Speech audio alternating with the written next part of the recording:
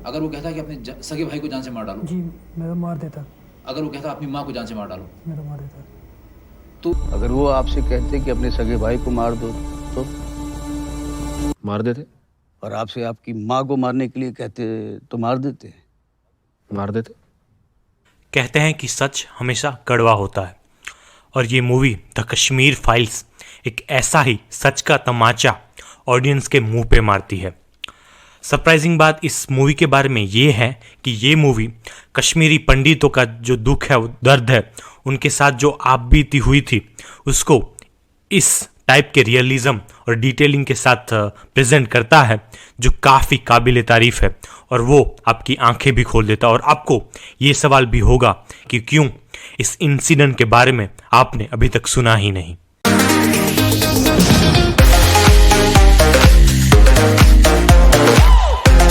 Hello guys, welcome back to my channel mostly VJ. This is VJ, और आज मैं करूंगा मूवी का रिव्यू जिसका नाम है the Kashmir files. The Kashmir files एक हिस्टोरिकल ड्रामा मूवी है जिसको 11 मार्च 2022 को थिएटर्स में रिलीज किया गया था। अगर स्टोरी की बात की जाए तो इस मूवी की स्टोरी सेट है 1990 के कश्मीर में। 1990 के कश्मीर में हिंदू कश्मीरी पंडित के साथ क्या सलूक हुआ, उन्हें कैसे अपने ही घर से मार के निकाला गया, उनके साथ जो सलूक हुआ, और वो कैसे अपने ही देश में एक रिफ्यूजी बन के रह गए, और कैसे कई सारे कश्मीरी पंडितों के कत्ल किए गए उनके साथ। इवन 1990 के बाद जिस हालात में उनको रहना पड़ा, यही चीज़ इस मूवी की मेन स्टोरी लाइन में दिखाई गई है। और ये बात नोटिस करनी रहेगी कि इस मूवी में जो जो सिचुएशन दिखाई गई है, जो जो इंसिडेंट्स दिखाए गए हैं, वो ऑलमोस्ट 90% ट्रूथ है। और मूवी के कुछ सीन्स ऐसे हैं जो स्क्रीन प्ले के नज़रिए से और कुछ क्रिएटिव लिबर्टीज ली गई है। इसके अलावा मूवी में जो इंसिडेंट है वो या तो रियल है या तो रियल लाइफ इंसिडेंट से इंस्पायर्ड है। अगर बात करें इस मूवी की पॉजिटिव चीज़ों की, तो इस मूवी के जो डायरेक्टर हैं विवेक अग्निहोत्री, उन्होंने मूवी का जो टॉपिक है उसको जिस टाइप की सेंसिटिविटी और जिस टाइप के जो एक इमोशनल पॉइंट ऑफ व्यू से डील किया है, वो काफ़ी लाजवाब है। और उन्होंने इस मूवी की जो स्टोरी है उसको काफ़ी डिटेलिंग के साथ, काफ़ी रियलिज्म के साथ जो दिखाया है वो काफ़ी काबिल तारीफ है।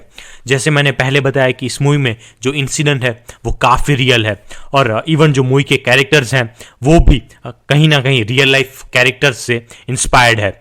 या तो ऐसा हुआ है कि जो कैरेक्टर्स हैं वो कई सारे रियल लाइफ कैरेक्टर्स को मिक्स करके बनाए गए हैं।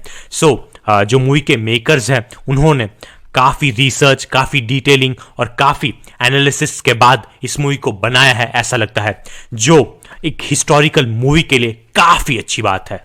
इस मूवी में जो कैरेक्टर्स हैं वो रियल लाइफ पर्सनालिटी से इंस्पायर्ड है। जैसे इस मूवी में एक कैरेक्टर है एक टेररिस्ट का, जो इंटरव्यू दे रहा है और कह रहा है कि अगर मुझे ऑर्डर मिले तो मैं अपनी फैमिली को भी मार सकता हूं, जो इंस्पायर्ड है real life terrorist Bitta karate से। और इस मूवी में एक इंसिडेंट होता है जिसमें एक लड़की के साथ जो कई सारे टेररिस्ट होते हैं वो सेक्सुअल हरासमेंट करते हैं, उनकी इंसल्ट करते हैं, उनको ह्यूमिलिएट करते हैं, और बाद में उनके साथ एक काफ़ी गंदी हरकत करते हैं जो काफ़ी ग्राफिक है, जो इंस्पायर्ड है गिरजा टीकू के कैरेक्टर से। एक और कैरेक्टर है इस मूवी में जो पल्लवी जोशी ने निभाया है, जो इंस्पायर्ड है जेएनयू की प्रोफेसर निवेदिता मेनन से। इस मूवी में जो सच है वो बिना किसी से डरे, बिना किसी पॉजिटिव या नेगेटिव रिएक्शन की चिंता किए बिना ही दिखाया गया है, जो एक काफ़ी साहस की बात है। जिसके कारण इस मूवी की जो रियलिज्म है, जो एक ऑनेस्टी होती है, वो बढ़ जाती है। और हम ऐसा भी कह सकते हैं कि इस मूवी में जो मेकर्स हैं उन्होंने काफ़ी ब्रूटल ऑनेस्ट ट्रूथ दिखाया है। अगर इस मूवी की टेक्निकल चीज़ों की बात करें तो इस मूवी की सिनेमेटोग्राफी जो उदय मोहितो ने दी है, यूं तो कश्मीर को दुनिया में धरती के ऊपर का स्वर्ग कहा जाता है, बट इस मूवी में कश्मीर धरती पर का स्वर्ग ज़रा भी नहीं दिखता। हालांकि इस मूवी में कई सारे ब्यूटीफुल शॉट्स हैं जिसमें कश्मीर की ब्यूटी भी दिखाई है। एग्जाम्पल के तौर पे जो कश्मीरी घर हैं उसके ऊपर जैसे बर्फ़ गिरती है, कश्मीर की जो गलियां हैं उसकी जो खूबसूरती है, जो कश्मीर की एक वादी है जो काफ़ी खूबसूरत लगती है, बट ये जो खूबसूरती है वो डेंजरस भी है, क्योंकि इस मूवी में कश्मीर एक लाइफलेस, कलरलेस कैरेक्टर है।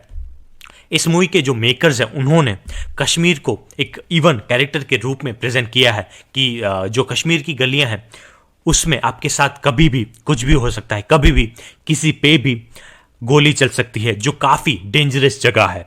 इवन जो कश्मीर के बाहर के रास्ते हैं वो भी काफ़ी भयानक है और विजुअली गोरी भी है।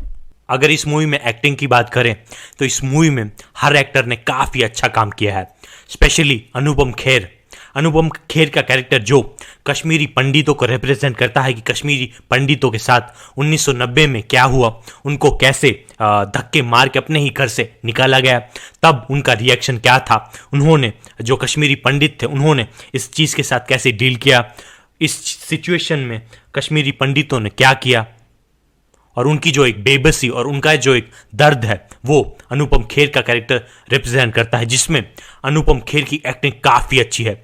स्पेशली इमोशनल मोमेंट में अनुपम खेर की एक्टिंग काफ़ी लाजवाब है और आप उनके कैरेक्टर के जो एक दुख है, उनका जो एक ट्रॉमा है, उनका जो एक पोस्ट ट्रॉमेटिक स्ट्रेस है, उसके साथ भी आप कनेक्ट कर पाते हैं। और इन हादसों के बाद अनुपम खेर का कैरेक्टर जो बन जाता है उसको भी आप समझ पाते हैं। ऑडियंस सबसे ज़्यादा दर्शन कुमार के कैरेक्टर के साथ रिलेट कर पाएगी, क्योंकि दर्शन कुमार की तरह ही जो ऑडियंस है वो कश्मीरी पंडितों के साथ हुए हादसे के बारे में जानने की कोशिश कर रहा है। दर्शन कुमार के कैरेक्टर कृष्णा का जो कन्फ्यूजन है, उनके साथ का जो डिलेमा है, उनके ऊपर जो एक प्रेशर है कि वो किस साइड जाना चाहते हैं, वो भी ऑडियंस महसूस कर सकती है।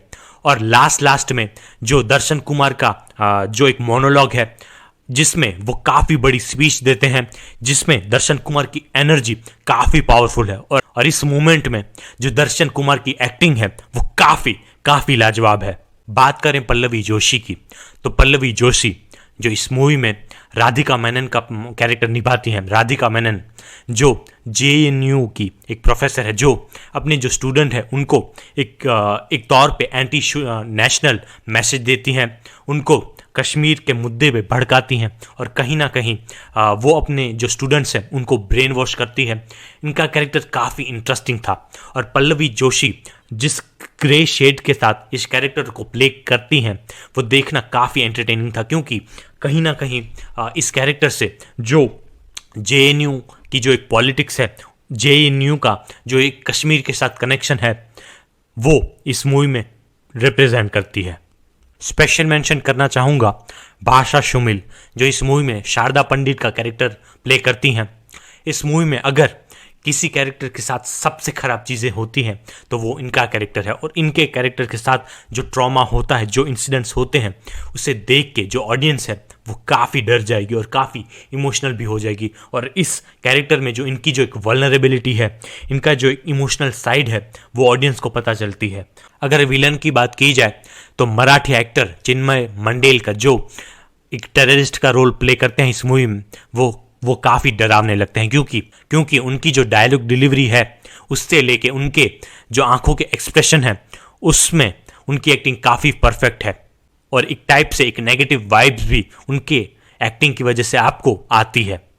द कश्मीरी फाइल्स में हर 10 मिनट पे कोई गाना नहीं है, बट सिर्फ मूवी में एक गाना है जिसमें जो कश्मीरी पंडित होते हैं वो जब अपना घर छोड़ के जा रहे होते हैं, जब उनको एक रिफ्यूजी बनना पड़ता है, तब एक सॉन्ग आता है कश्मीरी फोक सॉन्ग, जो कश्मीरी पंडित का जो एक फीलिंग्स है, वो जो चीज़ें फील कर रहे हैं वो एक्सप्रेस करता है, जो मूवी की जो स्टोरी है उसमें काफ़ी फिट बैठता है।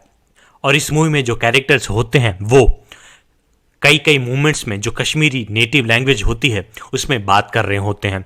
हालांकि जो ऑडियंस है अगर कश्मीरी नहीं है तो उनको ये चीज़ समझ में नहीं आएगी कि वो क्या कह रहे हैं, बट उसके लिए सबटाइटल भी है। बट और इस कश्मीरी लैंग्वेज के यूज़ के कारण इस मूवी में जो एक ऑथेंटिक टेस्ट होता है, जो एक रियलिज्म होता है, जो एक पर्सनल टच होता है, वो भी दिखाई देता है। और अगर नेगेटिव चीज़ों की बात करें तो इस मूवी में कश्मीरी पंडितों की सच्चाई के अलावा भी जो JNU की पॉलिटिक्स है वो भी दिखाई गई है।